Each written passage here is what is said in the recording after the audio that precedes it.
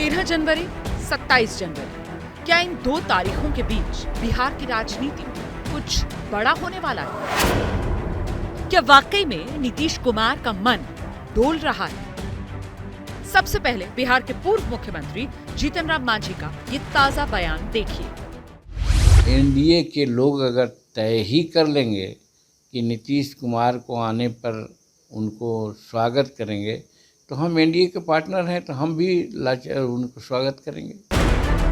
जीतन राम मांझी नीतीश कुमार के पलटी मारने की आशंका जता रहे हैं और इसको हवा मिल रही है जेडीयू के नेताओं के बयानों से। पिछले कई दिन से सीट बंटवारे को लेकर जेडीयू के नेता कांग्रेस पर हमलावर हैं। 17 सीट लड़े थे और 16 सांसद हमारे हैं। 16 सीट मेरा सीटिंग है। जब गठबंधन कोई होता है तो सीटिंग सीट पर कोई समझौता नहीं। अनुपात के से अधिक सीटें मांगना कांग्रेस पार्टी का अव्यवहारिक है। कांग्रेस क्या निकाल नहीं पाएगा सीट। पटना में एबीपी न्यूज के बिहार ब्यूरो चीफ प्रकाश कुमार से बातचीत में बिहार के मंत्री विजेंद्र यादव ने साफ कह दिया, उनकी पार्टी बिहार की सिटिंग सीटों पर चुनाव लड़ेगी, बाकी सीटों पर जिसे समझौता करना है करे।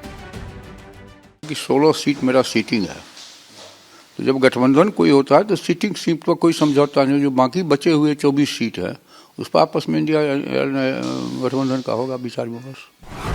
2019 के लोकसभा चुनाव में जेडीयू का बीजेपी से गठबंधन था। तब पार्टी 40 में से 17 सीटों पर चुनाव लड़ी और 16 सीटों पर जीती। इस लिहाज से देखें तो जेडीयू ने 17 सीटों पर दावा कर रखा है।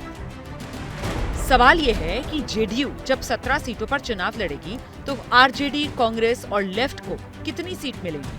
सीट बंटवारे के ऐलान से पहले ही माले ने 5 सीटों पर दावा कर दिया, जबकि सीपीआई ने तो 3 सीटों पर लड़ने का ऐलान कर दिया। अब पुनर्विचार करके 3 सीट का चयन किया, बेगूसराय, बांका और मधुबनी।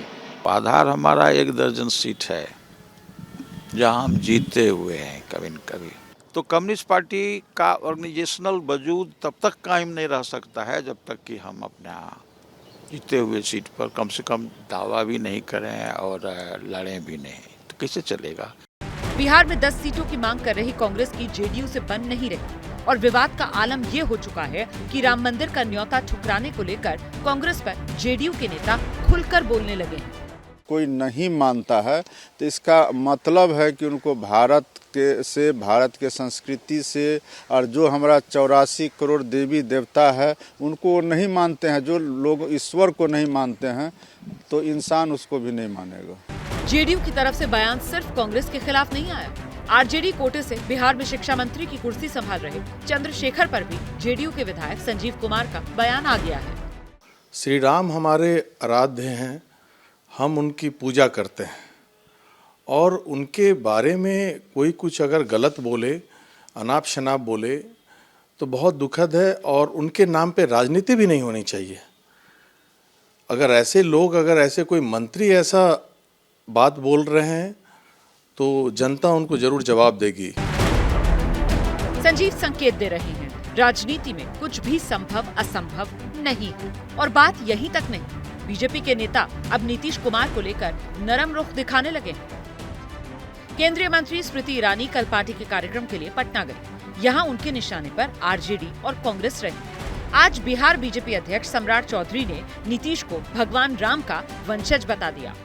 इंडिया अलायंस ने सोनिया जी के नेतृत्व में, कांग्रेस के नेतृत्व में प्राण प्रतिष्ठा के पुण्य आमंत्रण को ठुकराना उनकी सनातन विरोधी सोच को दर्शाता है। तो कांग्रेस पार्टी ने तो भगवान राम को ही काल्पनिक कहा था और जिन लोगों को नहीं जाना है उसके लिए कोई दिक्कत नहीं है।